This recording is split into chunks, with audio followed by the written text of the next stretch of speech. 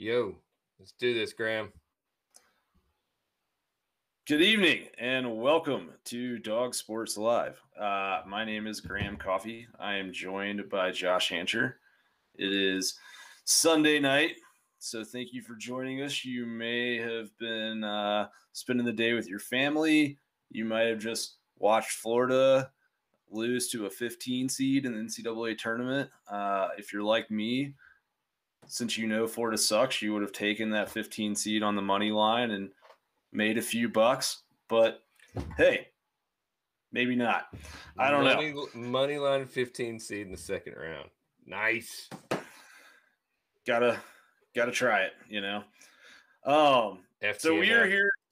Yeah, exactly. Yeah, FTMF indeed. I have been arguing with Florida fans on Twitter all day, and you would think that like a coach that has a petition out to be fired, like on like care.org or whatever, whoever started this petition, that like his fan base wouldn't defend him quite as hard as the Gators defend Dan Mullen, but I guess that's what they're saddled with, so they're doing the best they can. We are here to continue our spring previews and talk about the offensive line. Georgia prides itself as running back U, and that requires a stout offensive line, right? We have typically recruited really well at that position, and we have lost Trey Hill, who was kind of a Swiss Army knife and played center last year, and Ben Cleveland, who was everywhere from tackle to guard over the last few seasons. What you got running for us right here, Josh? Is this the Young Bucks at the end of the South Carolina game? Yeah, this is that 9-minute drive to end the South Carolina game. And granted, it was garbage time, and it was a worn-down defensive unit for Carolina, but these are the guys we're going to look at a lot this year. Erickson, I believe, is at center. Sawyer's in there. Of course, he's going to be our veteran. I don't think Jeremy's in there, but these are some of the young recruiting prospects we've got. Get some. We've got to put some heads on heads. Yeah, totally. We've got Broderick Jones on the field at right tackle there, it looks like. Erickson's in there, I think. Yeah, Warren Erickson, Warren McClendon. So, I mean, the offensive line is tricky, right? Because Georgia's recruited really, really well on the O-line. And, you know, we've got, by my count, 1, 2, 3, 4, 5, 6, 7, 8, 9, 10, 11, about 12 guys that were, you know, 4 to 5 star, highly heralded blue chip offensive line recruits. And we're in that spot where obviously only 5 of those guys are going to play. And Cedric Van Peren is in there, 63. I love him. So, I mean, I think it's hard for us to speculate too much on who's going to end up where, but I think we both agree that like Matt Luke and Todd Monken are going to find the best 5 and get them on the field in certain positions. Sort of look at this kind of as like a positionless type of thing. I mean, some of these guys are better suited for positions than others, but in general, I think what we've seen at Georgia under Kirby Smart is like we're going to get the best 5 dudes on the field, and it doesn't matter if it's their natural position or not. Yeah, so we've got the projected off. Did you get to the projected offensive line here?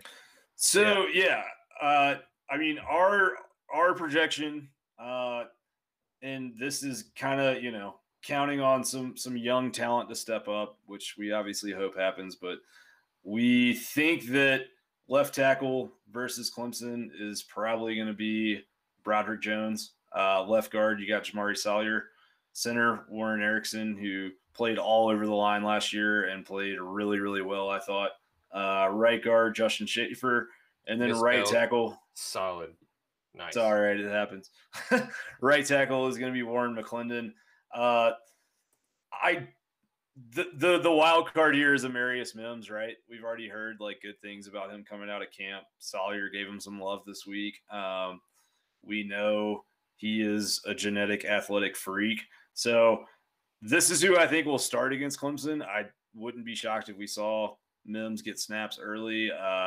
And truthfully, I think by the end of the season, we may see Mims move into that right tackle spot and then possibly see Warren McClendon scoot over to right guard for Schaefer. And I think it's possible that Cedric Van Peren Granger might supplant Warren Erickson at some point. But I think that first game going up against Clemson experience is probably going to be a little bit more of a premium than raw talent.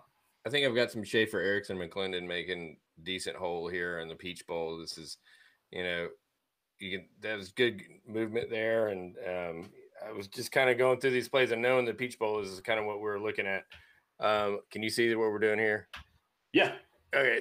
So you can, we ran for like 60 yards in this game, and it was our offensive line was getting blitzed and was, putting a lot of pressure on JT the whole game. But this was a nice play. You can see that, he basically just, sealed off the right side there and made just enough hole. And who's that coming down the line there and getting on the line? That's Warren Erickson. Erickson coming down. Was he centering and pulling into that? Yeah. Yeah, he played center in that game because Trey Hill opted out or was hurt. I think he was hurt, but yeah. I mean that offensive line in that game had some good moments. I think, and we'll show some more film of it later. I mean, I think that the guy who struggled the most was Xavier Truss, 73 right there, who played left tackle.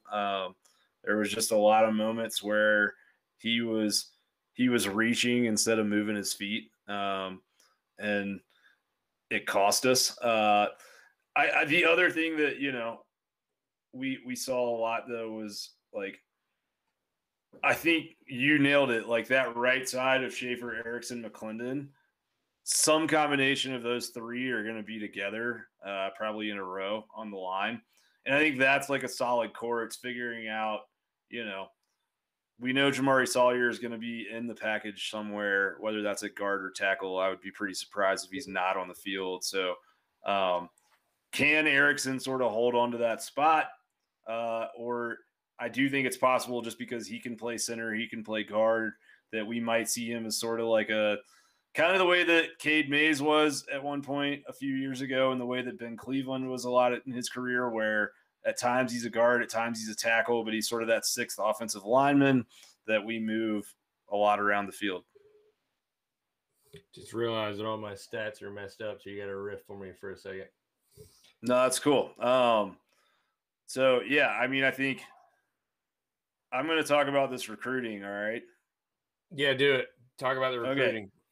Yeah, so, I mean, where Georgia is offensive line recruiting-wise, you have four or five stars on the roster, depending on what service you subscribe to.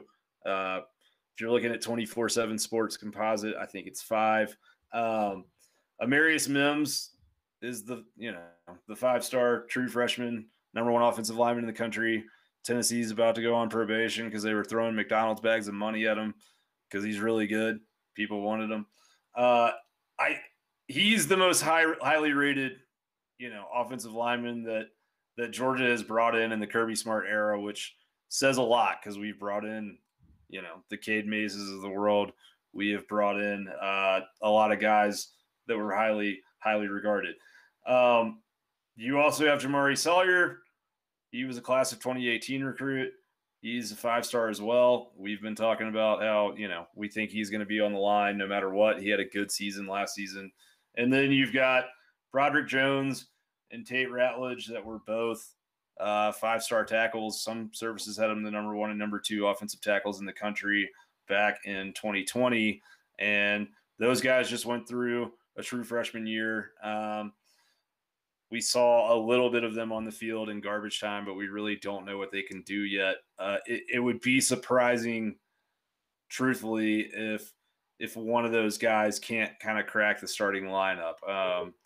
You might go so far as to say it could be concerning. But, I think that we'll see something happen there. And then kind of right under them in terms of recruiting, we had Clay Webb that was a 5-star center in the class of 2019, but by all accounts, he is not playing center anymore. So I think it's possible that if we see him at all, it'll be at guard.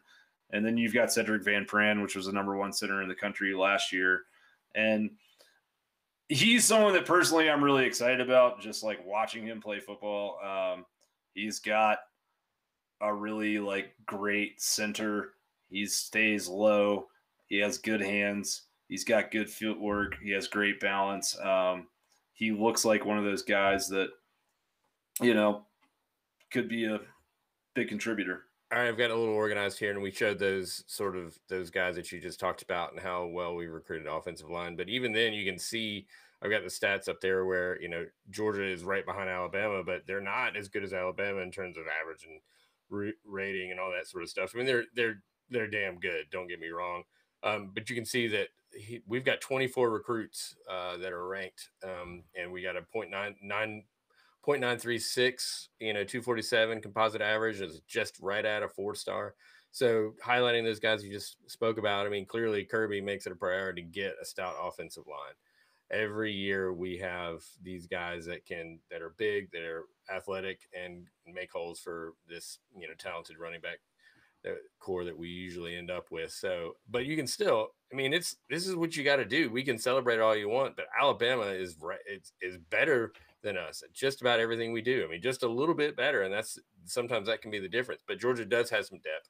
We do have a lot of talent there, and I'm hoping that with Matt Luke having a full offseason with these guys and the Todd Monken Matt Luke combo, that that we can see some of that come to life and some fruition and getting some good explosive offense, which we've talked about a bunch. Which kind of leads me into my Russian metrics talk. Last year, we talk about offensive line yards, which is not something we've spoken about or I've even tweeted a lot about, but basically it comes down to how to sort of kind of add some metrics to offensive line play. And they track it basically. You get 100% of rushing yards, 3 up to 4 yards. You get from 4 to 6 yards or something like that. You get another 50% of those yards. So 2-3 yards, you get 50, half of those additional yards. And then you get subtracted 120% of your negative yards. So all that to say is just how good your offensive line blocks and judged by your running game. Okay, so they basically count second level yards towards the running back. So for example, Zamir's 75-yard touchdown run in the Florida game, which they made a hole, they blocked it, but they're not going to get 75 yards of that. They're going to get 150% of the first 7 yards or whatever. But looking at these stats, Alabama, Texas A&M, Auburn, and Georgia were all at the top of the SEC. Alabama is still better than Georgia offensive line yards wise, 3.3 yards per rush. And then Texas A&M, Auburn, Georgia, and Florida all were 3.2. But you can see our rush rate was highest amongst all those teams. I guess A&M had 53.5%. Georgia was 52%. But our rush EPA was not great. We're behind A&M, Alabama, and right with Auburn in terms of explosiveness per play on rushing. So, and our rush success rate was underneath both A&M and Alabama, and better than Florida. But we're our metrics and our offensive line didn't play great. And I think we talked about that last year, but these are the stats maybe that we're going to track this year a little bit. Offensive yard lines are kind of weird, but hang with me on Twitter and we'll talk through it together. Perfect. Yeah. So, I mean, I think the thing that the conversation that needs to be had, right, is sort of where is this offensive line as a unit? And that stat that you just provided is good evidence of sort of, I think, what a lot of us saw on the field last year, which is that Georgia's O-line was kind of mediocre, truthfully. I mean, they were not awful, and there was times, where they, like against South Carolina when they were playing against a thin defensive front, where they were able to take that game over. But yeah, a rush success rate of 74%. Offensive line yards were 4.7. That was our best game of the year. Auburn was, we played well against Auburn, but you can see I've got the rushing metrics by opponent. You can see the games we played well, we played good on the offensive line. The games that we didn't look great or that we didn't play, or the Alabama game was pretty good, but our rush success rate, as much as we tried to run the ball, was 48%, which is a good average. And, maybe that Alabama game, we've talked about it. Maybe we should have rushed more in that game. That was working, Right. but certainly the Missouri, South Carolina, and Auburn games were some of our best. No, totally. And I mean, I think what you just said is really I think the piece that gets forgotten. Like, we get on Twitter and everyone's sharing clips of George Pickens making awesome catches, or JT Daniels making long throws, or Kenny McIntosh, or somebody, cutting and breaking a linebacker's ankles. The reality, though, is that major college football, high level college football, like the team that Georgia wants to be, a college football playoff contender or champion, the trenches are still where football games are won 9 times out of 10. And, as we ramp up for this Clemson game going through the offseason, we'll look at it, and I'm sure we'll go into depth with it. But it's like, if you go back and you watch Ohio State Clemson, that game was not lost by Clemson because their secondary couldn't cover. That game was lost by Clemson because their defensive line couldn't get to Justin Fields quick enough to keep their secondary from being stuck out on a limb, having to cover guys for 4, 5, 6, 7 seconds. And in modern college football, with as good as the offenses are and as good as the wide receivers are, you can't cover guys. You can't expect defensive backs to cover guys for more than a few seconds. And so a school like Georgia, with JT Daniels coming back and all the pass catchers that are coming back, if these guys can give them time, Georgia could, have an offensive output similar to what we saw from 2020 Alabama or 2019 LSU. If they can't, then Georgia could still be a very good football team, but I don't think they can be an elite football team. So, I think that's sort of we've talked a lot about the secondary being kind of the main concern for the Georgia football team this offseason. But I think offensive line is right there with it, because the unit wasn't that great last year. We are replacing 2 guys that had a lot of starts under their belt, and there's a lot of young talent. And the reality is that playing against a Clemson front seven that is experienced and has a lot of, really good pass rushers and veteran leadership in the first game of the season, we're going to find out really quick if this offensive line is improved, digressed, up to snuff, good enough, okay, whatever. The other reality of this, too, is that if Georgia can pass block early in games, then Daniels and company will hit some bombs, and everything will open up for the running game, and those safeties will move back out of the box. So, there's a lot that hinges on whether or not these guys can get it done. I mean, we talked about it, in the trenches, and giving JT Daniels a chance to run his reads. It's, there's a lot of offensive line turnover, new center, new guards, and, but it's like we've recruited well, and, they got to produce. It's, we're not out of excuses. We're not out of time. There is no window at this level of recruiting, but, there's a lot of pieces in place on offense, and, this O-line is highly touted recruiter wise. It's time to produce, and you got a good coach and you got a good offensive coordinator. So, I mean, I expect excellence, honestly. And I expect, even if it's not perfect, even if it's not the perfect zone read run game, I expect Monken to figure out a way to scheme protections and holes for the running backs. Yeah, and so let's look at some plays from the Peach Bowl, because that was a game where Georgia was breaking in new faces on the offensive line and had old faces in new spots. And there's some really tangible things that Todd Monken did to help those guys out. So, right here, you're going to have a really clever action to freeze the pass rush. Oh, wait, no, that is not at all what I thought it was. Tell me which one you want. Clip 6.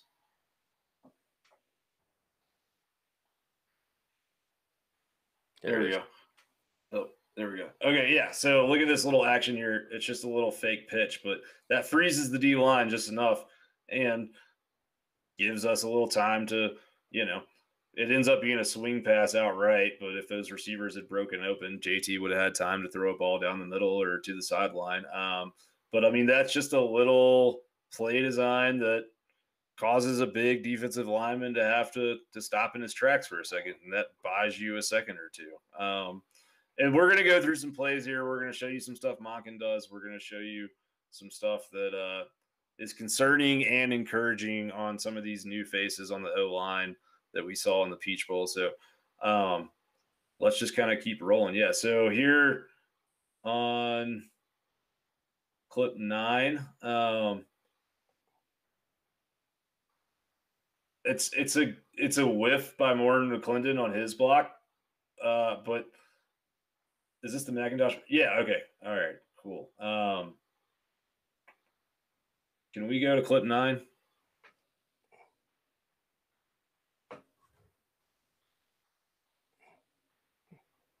Yeah. Okay. So whiff by Warren McClendon. Can we replay it? Yeah. Yep. All right. So we've got a whiff by Warren McClendon there on a block up front. He's sitting there at right tackle, and his guy sheds off, and he ends up tackling McIntosh pretty easily. But what's interesting is that you've got John Fitzpatrick being used as an H-back, and he's coming downhill on this play.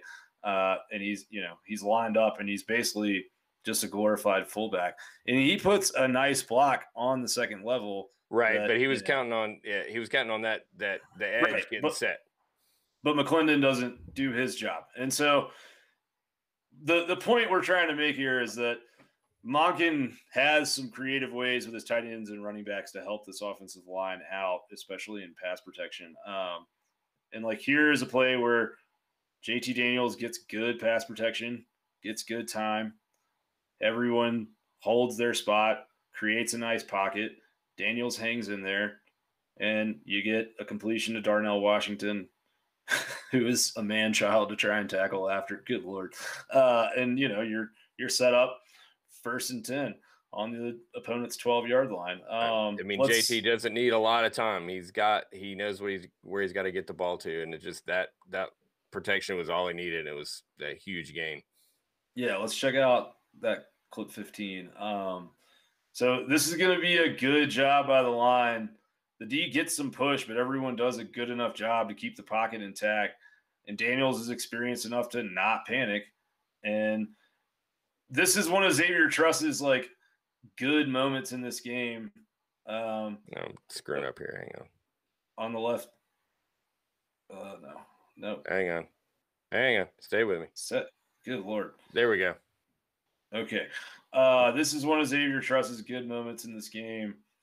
And if you watch this game, like going back and looking at it, like when he held his ground and blocked his man, Georgia had success. When he didn't, JT was scrambling around playing hero ball, which is his own fault. But, he's fumbling, he's getting sacked, we're throwing picks and shit.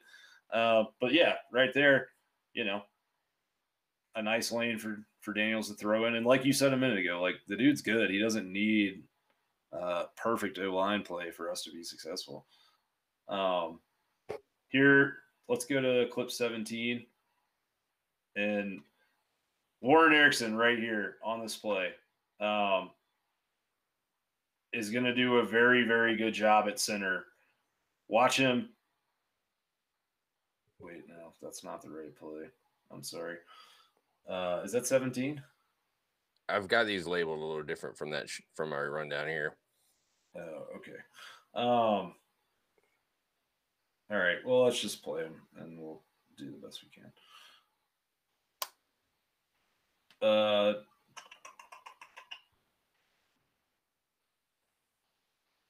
thought I put these in order. It's all right. All good.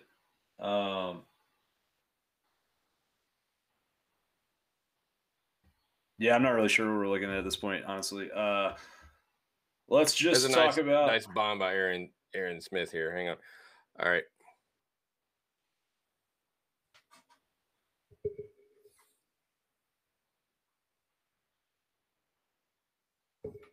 Dead air. Come on. Let's do this. All right. Well, play me something. All right.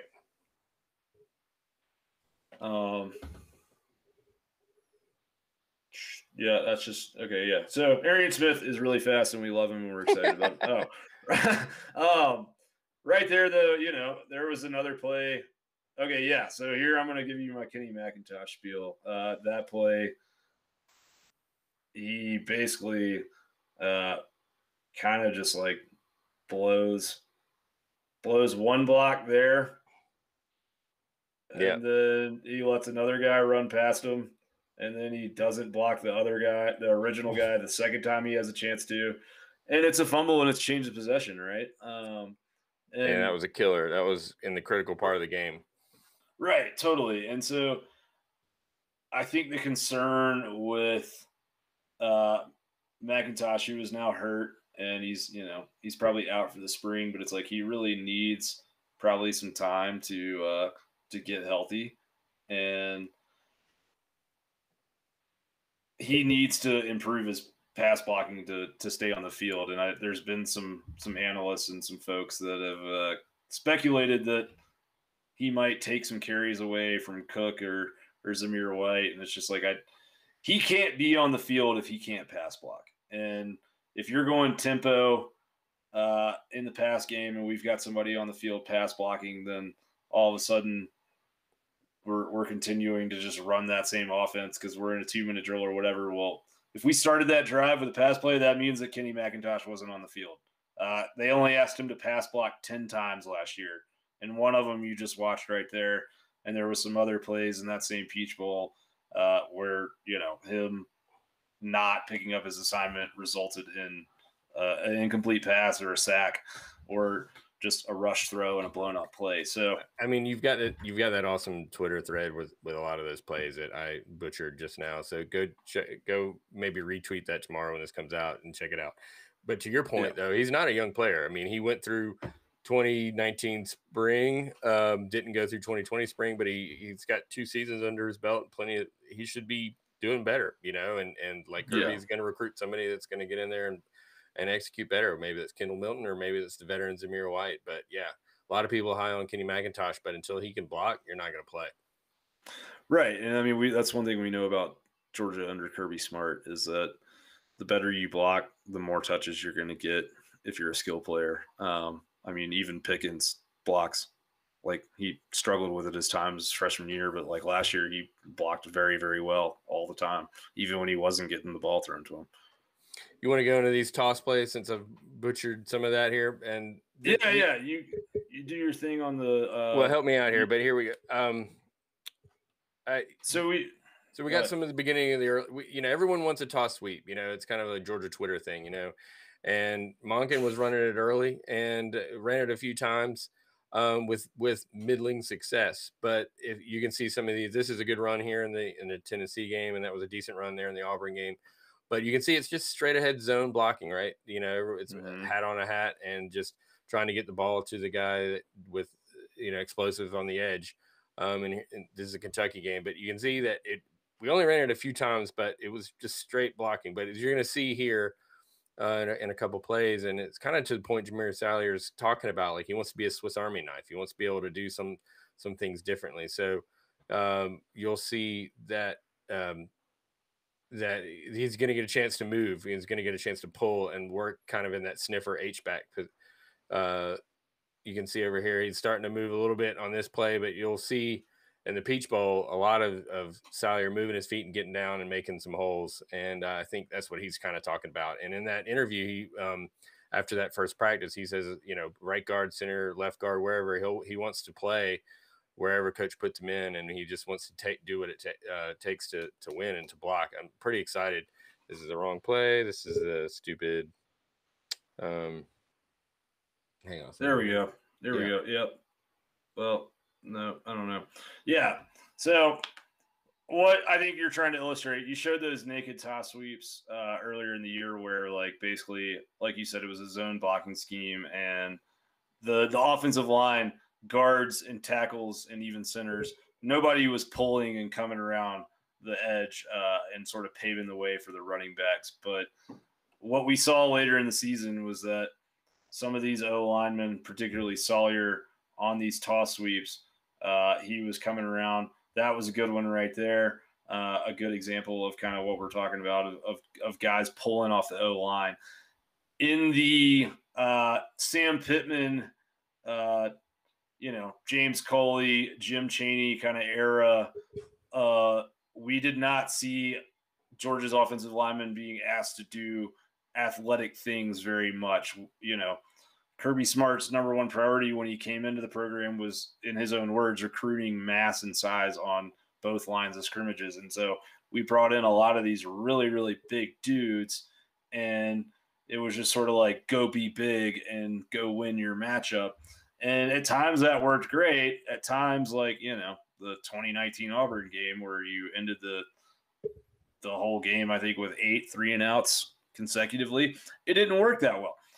So you got to be able to get out on the edge. This is a great spot right here with Sawyer coming out around the corner, paving the way. He's going to pancake a dude. Zeus is off and running for a nice 20-25-yard gain. And we talked about this a lot when Monken was hired. We talked about this a lot when Matt Luke was hired. Both of those guys, it's in their DNA. It's in the scheme that they like to run to get these big offensive linemen pulling and coming around on the edge.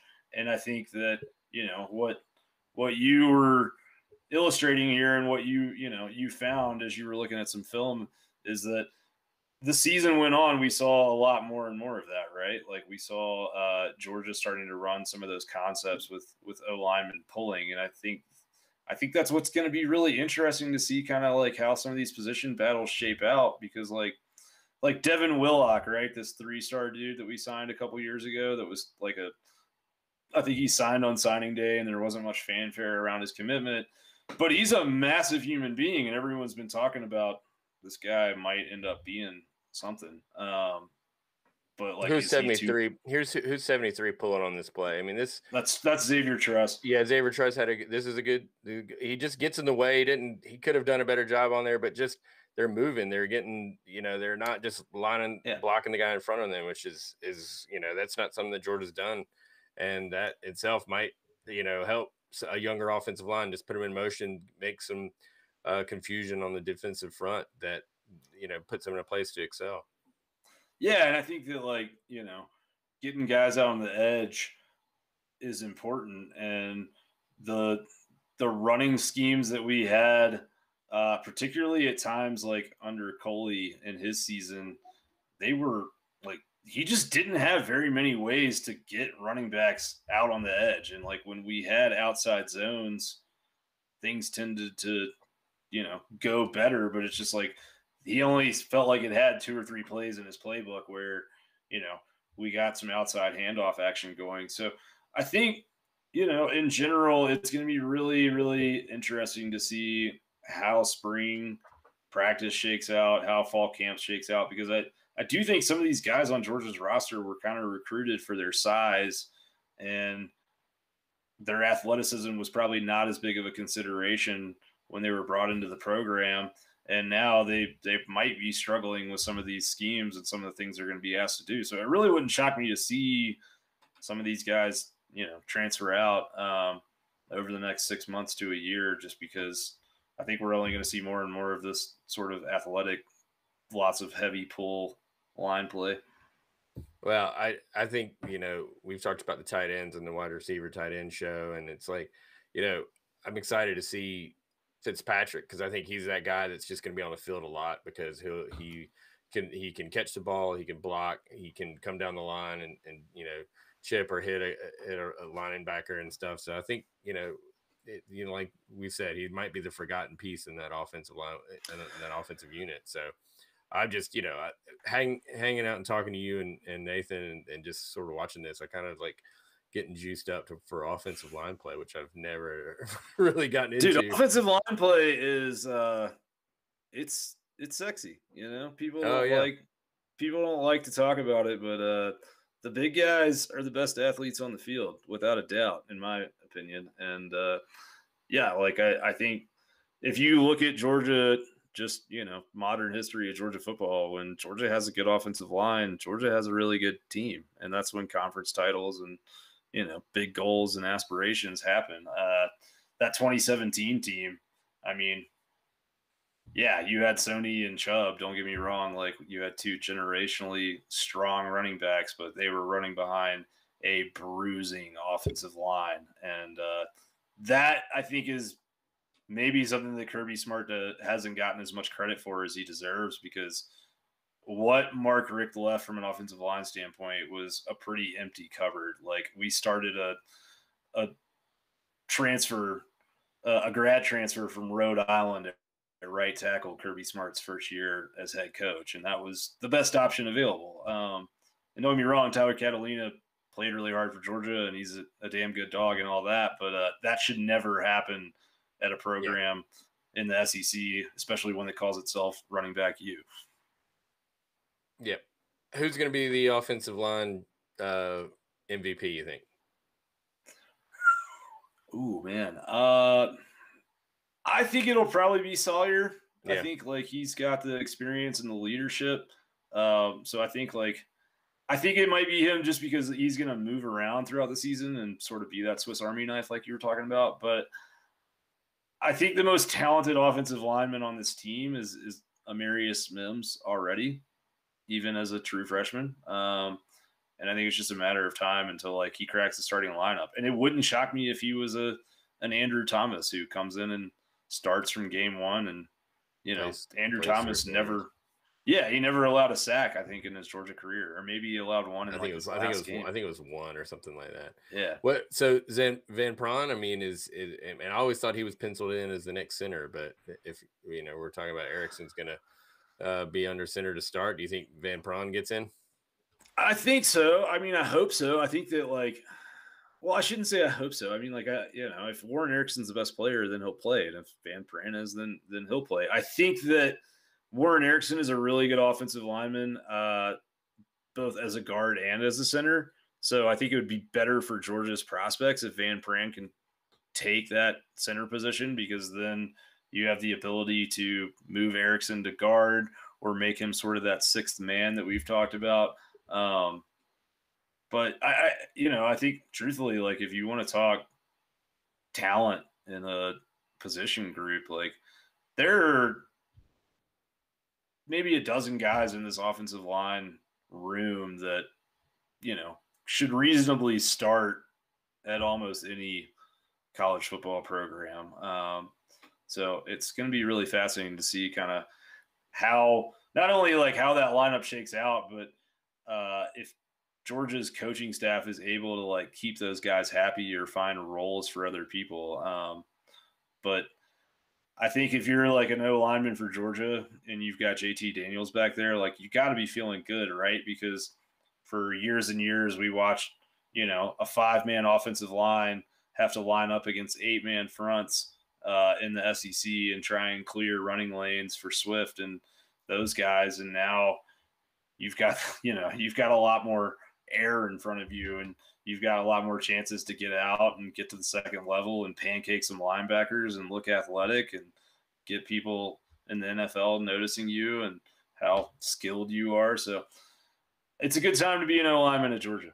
Yeah, it'll be, the GDA game might be pretty exciting for that, because you've got, two deep of really great offensive linemen going to be getting a chance to play in that game. So that's, as we get closer and closer to that, that's definitely something to watch, in the trenches. I think we're deeper at offensive line, maybe not as experienced as we are in defensive line, but the ones and twos versus the ones and twos should be pretty good battle. It will be, for sure. No, I agree with you. And yeah, I mean, the more that we go through these previews, like, the more I get excited for G-Day, but like, I think the more and more nervous I get. I mean, like, I don't think it's unusual for any college football team to have a lot of questions going into a season, but lost in a lot of this, like, Georgia finally found a quarterback hype, is that there's some very real questions that need to be answered, particularly in the secondary and on the offensive line. And like, that's probably going to determine, whether this is another 10-2 or a really special year. Well, and one of the things, Jake Fromm had a sort of plateaued, or at 2018 and 2019 was a disappointing year, and he sort of kind of surprised everybody when he left. But I always got the impression that he was really great at the line with cover, with pass protection and checking out of bad plays. And that's one thing that obviously JT got thrown in there in the middle of the year and not having a spring and new to the program. I'm sure there was probably little to no chance for him to really know exactly what's in the playbook and in the protection plan. So a full spring and full preseason, hopefully, knock on wood, that's what we get a normal year. I'd like to see, and maybe we'll see some of that in G-Day if they do see some audibles that he gets out of bad plays and gets us into the right plays, and certainly in those protections, because I'm not sure that we had that going on last year at the quarterback position, because that's, a quarterback, a lot of times sacks and bad plays are a quarterback stat, not necessarily an offensive line stat. And he's got a quarterback brain, so I expect him to be able to execute that part of the game plan as well. No, 100%. I agree with you there. You're definitely right. And I think, a full spring practice and a full off season is going to be good for just like so many reasons for this program. It's a Georgia rite of passage. March Madness is just getting ready for the G-Day game. Yeah, exactly. Right. How is your bracket? Besides my bracket is, my gambling has been really good. But I found myself gambling on teams that I picked against in my bracket. So I think next year I'm just going to treat my bracket like there's actual money involved, and I'm picking games from a point spread standpoint. Maybe I picked Illinois to win the national title, and they obviously got shredded by 4 dudes that I don't know, work at a steel mill and the Loyola Chicago, just those dudes look so far from NBA basketball players, and they just went out there and played the most fundamentally sound, brilliant. That's what college basketball should be. And it's Virginia's having a bad run, but they won the national championship in the last tournament. And I like to see the program, and I just wish Georgia could do something like that. Just culminate with a couple classes and some smart players that's that play the game right and fundamentally sound, and you can make a run. Jim Boeheim does it every daggone year. He's true. He just gets dudes that come there and play ball and gets and he's got a Final Four. He's got a championship. He's got multiple Final Fours. He's got Sweet 16s is all day long. So I don't understand that. What he has is a consistent fighting chance, which I think any Georgia basketball fan would give a lot to experience. But I think more than anything, just watching Loyola Chicago, and I was tweeting about this a little bit. I actually added our athletic director, so I'm probably blocked by him now, but I just watching a real basketball team with a real game plan play, it just made it so it was so strikingly different than watching Tom Crean hey, let's just fuck around and one of you guys at some point in the shot clock try to break your defender down and see if you can drive, and hopefully there won't be a triple team waiting for you at the basket when you get there. All right, great, good talk, guys, get out there. So seeing an actual coach with a system was pretty cool, because Tom Crean has this whole fast break run and gun philosophy, but he doesn't have a system. He has a philosophy, and those are two different things. So it was just depressing to think we're gonna he's not getting fired. We know he's not getting fired, so we get to watch another season of Tom Crean basketball, and obviously miss out on another March Madness. At this point I wouldn't even be on board with letting him go. I think you just give Josh Brooks a full year of hopefully a full year of outside the pandemic to assess stuff. The buyout goes down by $2 million next year, so I know a lot of guys want Jonas Hayes, but whoever it is, hopefully it's just not another retread that's looking for a job. Yeah, that's my and Jonas Hayes, he played for Georgia, and I know he's been up there at Xavier, and that's a good program, but Jonas Hayes has never been a head coach. All right, I would like for us to hire a head coach with a system and a proven track record of putting together a team that makes sense for whatever offense they're going to run, whether that is we're going to do a pick and pop thing, we're going to do a bunch of flash cuts, we're going to have guys that can drive the ball and kick it to spot up shooters, whatever it looks like. Just have a plan. Like I'm fine with whatever the plan is, but just have one. And that's the most infuriating thing about the Tom Crean experience is that there often does not appear to be any plan at all.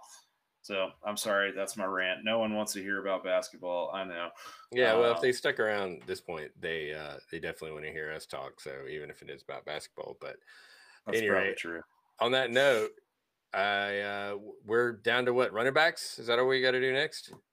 Running backs, and we got to do the front seven of the defense. Front seven, okay, all right. Well, so good deal. We got 2 more spring previews, which should kind of time us out perfectly for G Day. So we're cruising along. Thank you guys for bearing with us through a little bit of confusion. I think I screwed up the outline a little bit. So we do our best. Yeah, but hey, we had a good time. We hope you did too. And I'm going to tweet these graphics out, and Graham's going to retweet that's if his Kenny McIntosh breakdown and the running back blocking scheme. So we'll follow up with some stuff. We appreciate all you guys following us on Twitter, engaging, retweeting, commenting, and stuff. That's kind of what we're doing this for. And this is maybe a jumping off point for some more discussion. So we're trying to figure all this out and how to we're really looking to engage with folks. So we appreciate you watching and liking and retweeting the show. So thanks again. Yeah. No, 100%. Yeah, thank you for saying that. And as far as Twitter, tell folks where they can find you on Twitter, Josh. I am at Dawg_stats, and Graham is Dawg Out West. And if anybody knows Brandon Adams, I believe he actually has Dawg Stats. So I've been trying to get that from it so I don't have to say underscore all the time. So if you know Brandon really, Adams, I didn't know this. Yeah, his personal one is I believe it is Brandon Adams is Dawg Stats. So I can't get him to return my DM. So maybe I'll throw him an FTMF hat his way. But anyway, for now I am Dawg_stats. Graham is at Dawg Out West.